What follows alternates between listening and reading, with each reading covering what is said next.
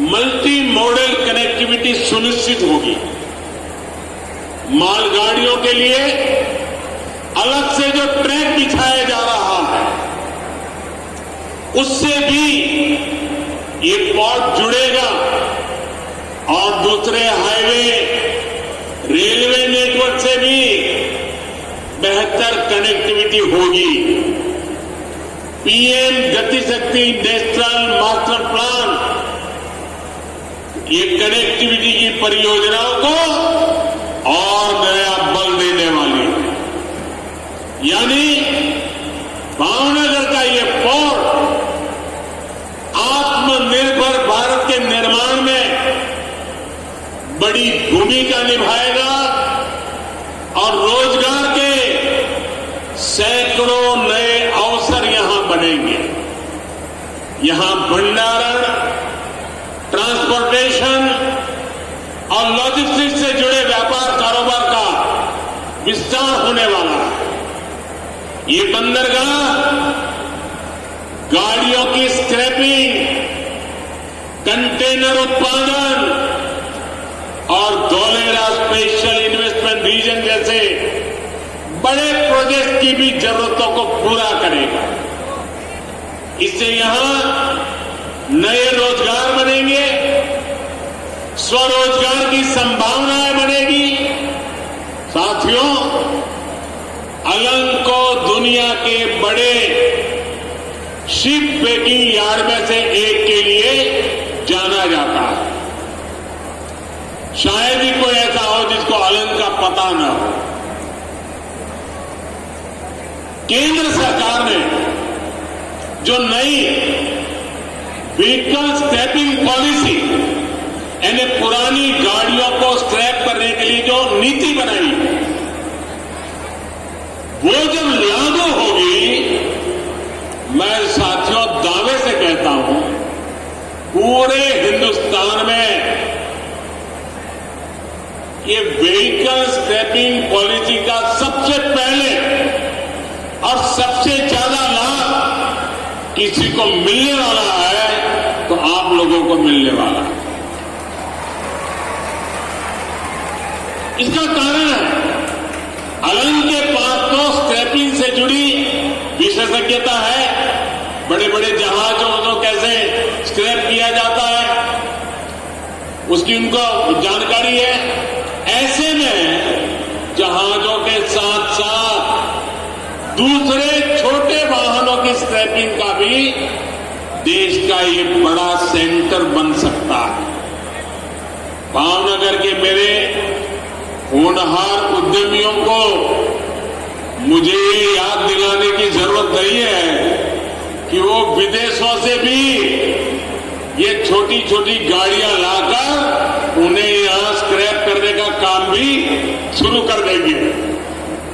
साथियों, यहां जहाजों को तोड़कर जो लोहा निकलता है, अभी तक कंस्ट्रक्शन सेक्टर में उसका बड़ा उपयोग होता है।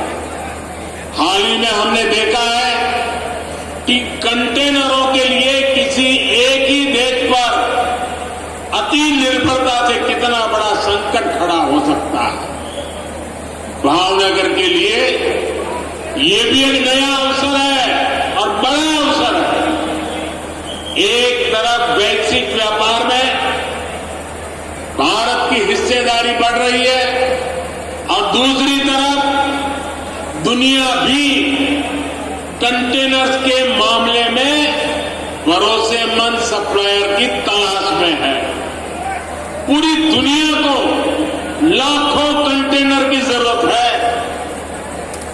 भावनगर में बनने वाले कंटेनर आत्मनिर्भर भारत को भी ऊर्जा देंगे और यहां रोजगार के अनेक अवसर भी बनाएंगे। साथियों, जब मन में लोगों की सेवा का भाव हो, परिवर्तन लाने की इच्छा शक्ति हो, तो बड़े से बड़े लक्ष्य को पाना संभव होता है। सूरत से भावनगर आने जाने वाली गाड़ियों की क्या स्थिति होती थी, ये आप लोग अच्छी तरह जानते हैं। घंटों का सफर, सड़क हादसे, पेट्रोल डीजल का खर्चा, कितनी सारी मुश्किलें थी। अब जीवन पर संकट भी कम हुआ, किराए भाड़े का पैसा और समय भी बच रहा है। तमाम अड़चनों के बावजूद हमने गोगा दहेज फेरी शुरू करके दिखाई, इस सपने को पूरा किया। गोगा हजीरा रोरो फेरी सर्विस से सौराष्ट्र और सूरत की दूरी लगभग 400 किलोमीटर से घट करके 100 किलोमीटर से भी कम हो गई। बहुत ही कम समय में इस सेवा से लगभग 3 लाख यात्री सफर कर चुके हैं। 80,000 से अधिक गाड़ियों को यहां से वहां पहुंचाया गया है और इसी साल अब तक 40 लाख लीटर से अधिक पेट्रोल डीजल की बचत हुई है। मतलब उतने पैसे आप लोगों की जेब में बचे हैं। आज से तो इस रूट पर बड़े जहाजों के लिए भी रास्ता साफ हुआ है। साथियों, आप समझ सकते हैं ये कितनी बड़ी सेवा इस क्षेत्र के सामान्य जनों, किसानों और व्यापारियों की हुई है। लेकिन इतना सब कुछ बिना किसी शोर शराबे के, बड़े बड़े विज्ञापन के पीछे पैसे बर्बाद किए बिना ये सारे काम हो रहे हैं साथ। क्योंकि हमारी प्रेरणा और लक्ष्य कभी भी सत्ता सुख नहीं रहा है। हम तो हमेशा सत्ता को सेवा का माध्यम मानते हैं। ये हमारा सेवा का यज्ञ चल रहा है। इसी सेवा भाव के कारण ही इतना प्यार, इतना आशीर्वाद निरंतर बढ़ता ही चला जा रहा है, बढ़ता ही चला जा रहा है। साथियों, हमारे प्रयासों से इस क्षेत्र में सिर्फ आना जाना, ट्रांसपोर्टेशन ही नहीं, उतनी सुविधा हुई तो नहीं, लेकिन टूरिज्म को भी बढ़ावा मिला है। अपनी समुद्री विरासत को सहेज कर उसको पर्यटन की ताकत बनाने पर गुजरात के तटीय क्षेत्रों में अभूतपूर्व काम हो रहा है। लोथल में बनने वाला मैरीटाइम म्यूजियम शायद आप में से बहुत कम लोगों को मालूम होगा। लोथल में दुनिया में नाम कमा सके ऐसा मैरीटाइम म्यूजियम बन रहा है। जैसे स्टैच्यू ऑफ यूनिटी उससे एक पहचान बनाई है, ये लोथल का मैरीटाइम म्यूजियम भी बनाएगा। क्योंकि हमारे लिए गर्व की बात है, दुनिया का सबसे पुराना बंदरगाह लोथल ये हमारी गुजरात की धरती पर है, ये हमारे भावनगर के किनारे पर है। लोथल हमारी विरासत का एक महत्वपूर्ण केंद्र रहा, जिसको पूरी दुनिया के पर्यटन नक्शे पर लाने के लिए बहुत परिश्रम किया जा रहा है। लोथल के साथ वेलावदर नेशनल पार्क में इको टूरिज्म से जुड़े सर्किट का लाभ भी भावनगर को होने वाला है। विशेष रूप से छोटे छोटे जो बिजनेसमैन हैं, छोटे छोटे कारोबारी है, व्यापारी है, उनको विशेष लाभ होने वाला है। भाइयों बहनों, सौराष्ट्र में किसानों और मछुआरों दोनों के जीवन में पिछले 2 दशकों में बहुत बड़ा बदलाव आया। एक समय था जब जानकारी के अभाव में अक्सर मछुआरों का जीवन खतरे में पड़ जाता था। जब मैं यहां मुख्यमंत्री था तब मछुआरों को एक लाल रंग की बास्केट दी गई थी। जिसमें अलग अलग बटन लगे थे। दुर्घटना की स्थिति में बटन दबाने पर कोस्ट गार्ड के ऑफिस में सीधा अलर्ट पहुंच जाता था, जिससे तुरंत सहायता पहुंचाना संभव हो पाता था। इसी भावना को 2014 के बाद पूरे देश के लिए हमने विस्तार किया। मछुआरों की नावों को आधुनिक बनाने के लिए सब्सिडी दी। किसानों की तरह ही मछुआरों को किसान क्रेडिट कार्ड दिए। साथियों, आज मुझे बहुत संतोष होता है जब सौनी योजना से हो रहे बदलाव को मैं देखता हूं। मुझे याद है मैंने जब सौनी योजना की बात कही थी तो हमारे सौराष्ट्र में मैंने राजकोट में आकर के इसकी शुरुआत की थी। सारे मीडिया वालों ने लिखा था कि देखो चुनाव आया इसलिए मोदी जी ने घोषणा कर दी, चुनाव जाएगा भूल जाएंगे।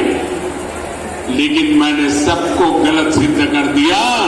आज सौनी योजना नर्मदा मैया को लेकर के उसे जहां जहां पहुंचाने का संकल्प किया था तेज गति से पहुंच रही है। भाइयों, हम वचन के पक्के लोग हैं, हम समाज के लिए जीने वाले लोग हैं। साथियों, इस सौनी परियोजना का इसके एक हिस्से का लोकार्पण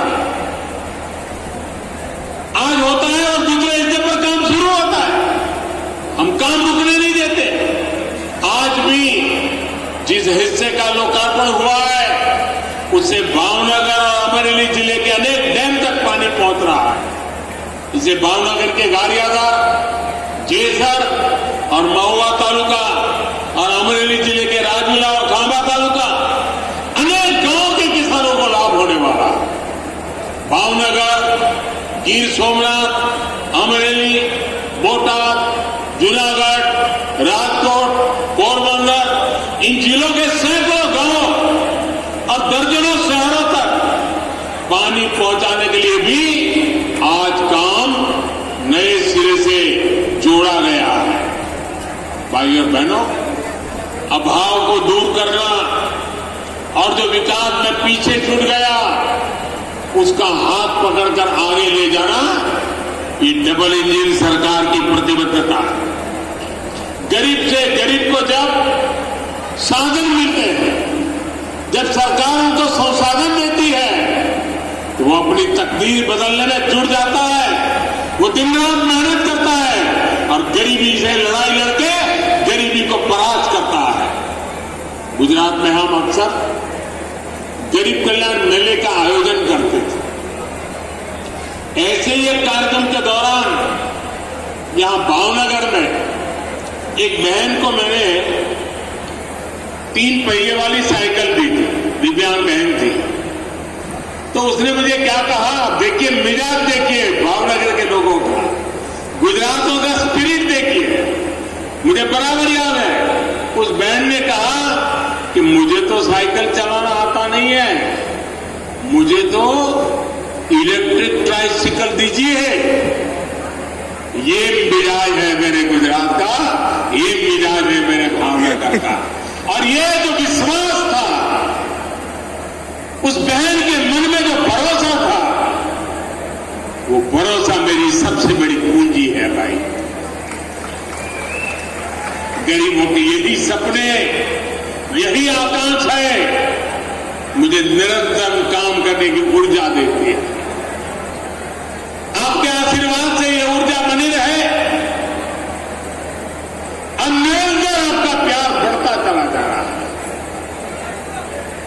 और मैं आज ये जरूर कहूंगा कि मुझे आने में कुछ साल लग गए, मैं देर से आया लेकिन खाली हाथ नहीं आया। पिछले सालों का जो बकाया था वो भी लेकर के आ गया वो। અને આમે ભાવનગરનો તો મારી પર અધિકાર છે ભાઈ।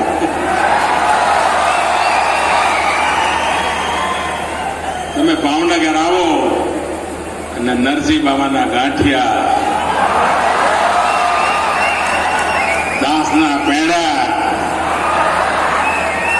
અને જ્યારે ગાંઠિયા યાદ કરું એટલે મને મારા હરિસિંહ દાદા યાદ આવે. બહુ વર્ષો પહેલા હું નાનો કાર્યકર્તા તરીકે, ત્યારે તો હું રાજકારણમાં નહોતો, મને ગાંઠિયા ખાવાનું કોઈ શીખવાડ્યું હોય તો હરિસિંહ દાદાએ શીખવાડ્યું. એ જ્યારે આવે અમદાવાદ તો ગાંઠિયા લેતા આવે, અમે શંકારેલમાં રહીએ, એ અમારી ચિંતા કરે. અને આજે જયારે ભાવનગર આવું ત્યારે નવરાત્રીનું વ્રત ચાલે એટલે હમણાં તો બધું નકાવું, પણ છતાંય ભાવનગરના ગાંઠિયા દેશ અને દુનિયામાં વખણાય. આ નાની સુની વાત નથી દોસ્તો, આ ભાવનગરની તાકાત છે. સાથીઓ, આજે વિકાસના અનેક પ્રકલ્પ લઈને હું આવ્યો છું, અનેક પરિયોજનાઓ લઈને આવ્યો છું. આ ભાવનગરની યુવા પેઢીનું ભવિષ્ય નિશ્ચિત કરનારી યોજનાઓ છે. ભાવનગરના ભવિષ્યને ચાર ચાંદ લગાવનારી યોજનાઓ છે. કોઈ કલ્પના નહીં કરે એ તેજ ગતિથી ભાવનગર વિકસે એના માટેની આ યોજનાઓ છે. અને એનો લાભ આખા સૌરાષ્ટ્રને મળશે, આખા ગુજરાતને મળશે અને દેશને પણ એના ફળ ચાખવા મળવાના છે. ભાઈઓ બહેનો, આપે જે પ્રેમ વરસાવ્યો છે, જે આશીર્વાદ વરસાવ્યા છે, આટલી વિરાટ સંખ્યામાં આપ પધાર્યા છો, હું અંતઃકરણપૂર્વક આપનો આભાર માનું છું. મારી સાથે